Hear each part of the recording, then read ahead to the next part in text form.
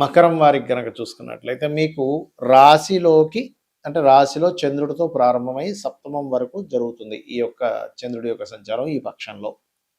రెండవ స్థానంలో కుజుడు రాహు వక్రించిన బుధుడున్నాడు. మూడవ స్థానంలో శని శుక్ర రవి యొక్క సంచారం జరుగుతుంది.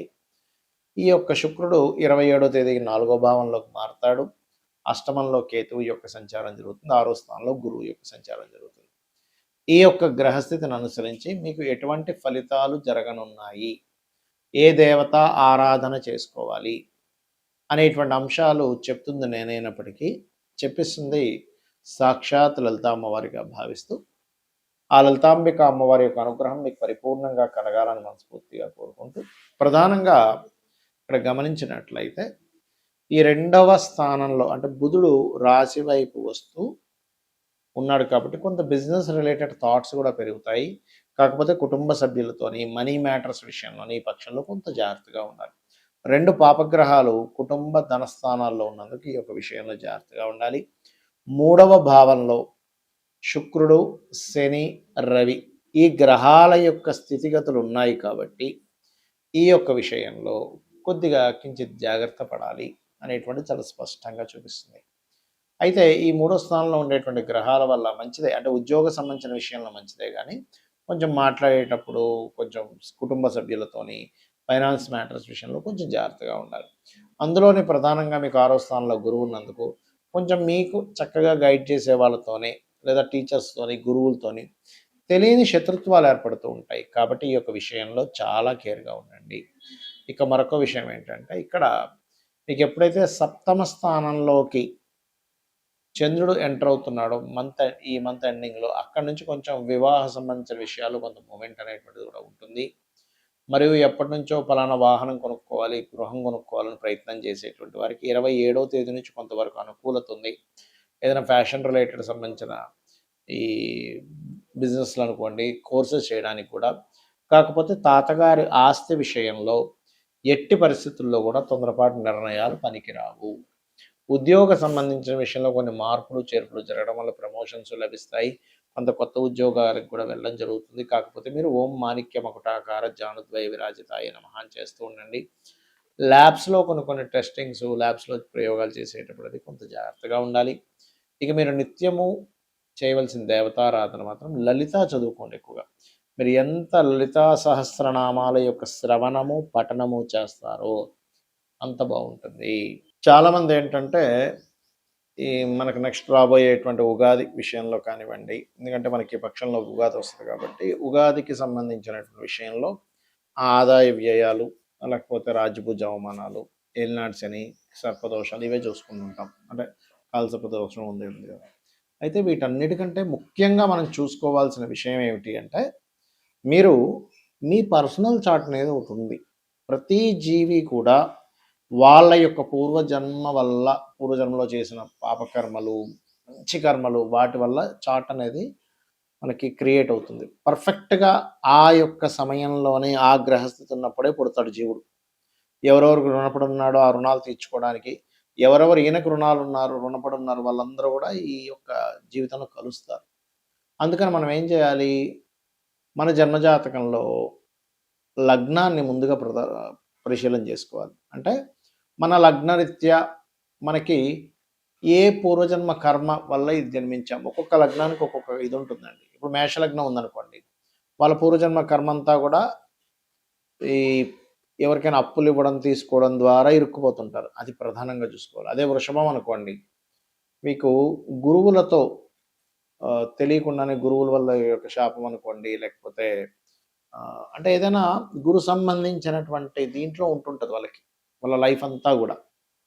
మిథునం అనవసరంగా అగ్రెసివ్ అవ్వకూడదు, దానివల్ల వీళ్ళు పూర్వజన్మ కర్మలో ఇరుక్కుంటారు. కర్కాటకం అనుకోండి, వీళ్ళకి ఎంతసేపు ఏంటంటే మదరు, ప్రాపర్టీ, వీటి నుంచే కనెక్టివిటీ ఉంటుంది పూర్వజన్మ కర్మ అంతా కూడా. అదేవిధంగా సింహం జీవిత భాగస్వామి, బిజినెస్లు, వీటితో సంబంధం ఎక్కువగా ఉంటుంది పూర్వజన్మ కర్మ. అంటే వీటికి మీరు పూర్వజన్మ కర్మతో సంబంధం కలిగి ఉంది. అదేవిధంగా కన్య అనుకోండి, ఇక్కడ కూడా ఏంటంటే కాస్త మదరు, ఎమోషన్స్, ఫుడ్ రిలేటెడ్ వీటితో ఉంటుంది. తుల అనుకోండి ఉదాహరణకి, ఇక్కడ కూడా కొంతవరకు మీకు ఈ కమ్యూనికేషన్స్ రిలేటెడ్ గురువులతో ఇబ్బంది, అంటే ఇబ్బంది అనుకోండి, మంచి అనుకోండి. అంటే ఒక్కొక్క దానికి ఒక్కొక్కటి. వృశ్చికానికైతేనేమో షేర్ మార్కెట్, ధనస్సుకైతే వివాహ సంబంధించిన విషయాలు, మకరానికైతేనేమో భూ సంబంధించినటువంటి వ్యవహారాలు, కుంభానికైతే మరలా మదర్‌తో ఉండేటువంటిది, ఎమోషన్స్‌తో ఉండేటువంటి కనెక్టివిటీ, మీనం అయితేనేమో తండ్రితో. ఎందుకు చెప్తున్నానంటే ఫస్ట్ ఆఫ్ ఆల్ మీ పర్సనల్ చార్ట్‌లో పూర్వజన్మ కర్మ దేంతో లింకప్ అయ్యి ఉంది, ఏం కర్మ తీర్చుకోవడానికి వచ్చారన్న విషయాన్ని తెలుసుకోగలగాలి. ఇక రెండో విషయం ఏంటంటే మీరు ఇప్పుడు ధనం సంపాదించలేకపోతున్నాం. అసలు మీ ధనాధిపతి ఎవరు? దాని యొక్క కండిషన్ ఎలా ఉంది? ఏ రెమెడీ చేసుకుంటే మీకు ఫైనాన్షియల్‌గా గ్రోత్ బావుంటుంది? సిబ్లింగ్స్‌తో ఎందుకు మీకు ఇబ్బందులున్నాయి? Third house. అదేవిధంగా ప్రాపర్టీ ఏ ఫేసింగ్ కొనుక్కోవాలి? ఎప్పుడు కొనుక్కోవాలి? ఎప్పుడు ఇన్వెస్ట్‌మెంట్ చేస్తే మంచిది? అసలు మీ పేరు మీద కొనొచ్చా లేదా? సంతాన అభివృద్ధి పంచమ స్థానం.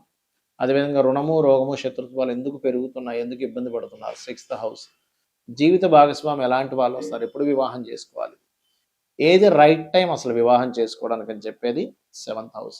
అలాగే ఆకస్మిక సంఘటనలు అనుకోండి, తండ్రి యొక్క తత్వము, తల్లి యొక్క తత్వం అనుకోండి, కెరియర్‌లో ఎందుకు ఎదగలేకపోతున్నారు అనుకోండి. అదేవిధంగా బిజినెస్‌లో ఎదగాలంటే అసలు మీరు ఏ బిజినెస్ చేస్తే బాగుంటుందని, లేకపోతే విదేశాలకు వెళ్తే బాగుంటుందా లేదా, ఎప్పుడు ఇన్వెస్ట్‌మెంట్ చేయాలి, ఇవన్నీ కూడా మీ పర్సనల్ చార్ట్‌లో ఉంటాయి, గుర్తుపెట్టుకోండి. దీన్ని వదిలేసి ఏదో గోచారంలో ఏలినాటి శని వచ్చేసింది, లేకపోతే అది బాలేదు, ఇది కేవలం 5-10% మాత్రమే దీని ప్రభావం ఉంటుంది. అయితే ఆ 5-10% కూడా మీరు ఎందుకు రిస్క్‌లో పడాలి అనే దాంతో ఈ గోచారం ఇలా ఉంది, ఈ గ్రహస్థితి ఎలా ఉంది, ఈ జాగ్రత్తలు తీసుకోండి అని చెప్తూ ఉంటాం. కానీ మీరు అర్థం చేసుకోవాల్సింది ఏంటంటే మీ జన్మ జాతకము, మీ పర్సనల్ చార్ట్‌లో లగ్నం నుంచి 9 గ్రహాలు 12 భావాల్లో ఎక్కడెక్కడ స్థితి పొందాయి, దాని మూలంగా ఎలాగా. సరే, కొంతమందికి జాతక చక్రం ఉండదు, అప్పుడు ఏం చేయాలి? సింపుల్‌గా ఏం లేదు. ఉదయము, సాయంత్రము లలిత చేసుకోండి. మీ జాతక చక్రంలో ఉండే దోషాలను అమ్మవారే తిరిగి రాస్తుంది. 100% అందులో ఎటువంటి డౌట్ లేదు. ఎందుకంటే లలితా సహస్రనామాల్లో ఒక్క నామం పట్టుకొని మీరు రెగ్యులర్‌గా చాంటింగ్ చేసినా, ఆ ఒక్క నామము పూర్వజన్మల్లో ఉన్నటువంటి అనేకమైనటువంటి పాపాలని దగ్ధం చేస్తుందట. కాబట్టి ఇలాగైనా చేయండి. కనీసం శ్రీమాత్రే నమః. లేదంటే నాకు ఫైనాన్షియల్‌గా ఇబ్బంది ఉంది. ఓం సంపత్కరీ సమారూఢ సింధుర వ్రజ సేవితాయే నమః. హెల్త్ బాలేదు. ఓం సర్వవ్యాధి ప్రశమని సర్వమృత్యు నివారిణి అగ్రగణ్య అచింత్య రూప కలికల్మష నాశినే నమః. ఇలాగా ఒక్కొక్క నామాన్ని ఒక్కొక్క దీన్ని బట్టి మీరు చేసుకుంటూ వెళ్ళవచ్చు, గుర్తుపెట్టుకోండి. ఆ రకంగా ఏంటంటే ఎప్పుడైనా సరే ఒకటే గుర్తుపెట్టుకోండి. మీరు ఏదైనా ఒక నామం చేసేటప్పుడు పర్టికులర్‌గా ఏంటంటే మనసుతో చేయండి. ఇది నాకు ఖచ్చితంగా నన్ను రక్షించి తీరుతుంది, పూర్వజన్మ కర్మని తగ్గిస్తుంది అనేటువంటి మనసు దానికి కనెక్ట్ అవ్వాలి. మనసు కనెక్ట్ అవ్వకపోతే మీరు ఆ నామం చేసినప్పుడు రావాల్సినంత పూర్తి ఫలితం రాదు. ఇది గుర్తుపెట్టుకోండి. అలాగే ఇంట్లో ఉండే వాస్తు సంబంధించినటువంటి విషయాల్లో కూడా అసలు వాస్తుపరంగా ఎలా ఉంది? ఉత్తరంలో ఏమైనా బాత్రూమ్ లెట్రిన్స్ ఉన్నాయా? ఇంట్లో ఉండేటువంటి రంగులు ఏమిటి? ఇవి కూడా దీని ప్రభావం చూపిస్తూ ఉంటుంది. కాబట్టి ఇవన్నీ చేయండి, తెలుసుకోండి. ఖచ్చితంగా మీ లైఫ్ బాగుంటుంది. ఇవన్నీ శాస్త్రాలు, మూఢనమ్మకాలు కాదు.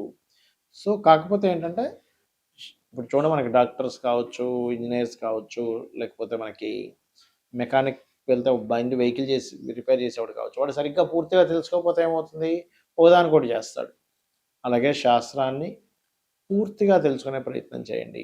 శ్రీమాత్రే నమః.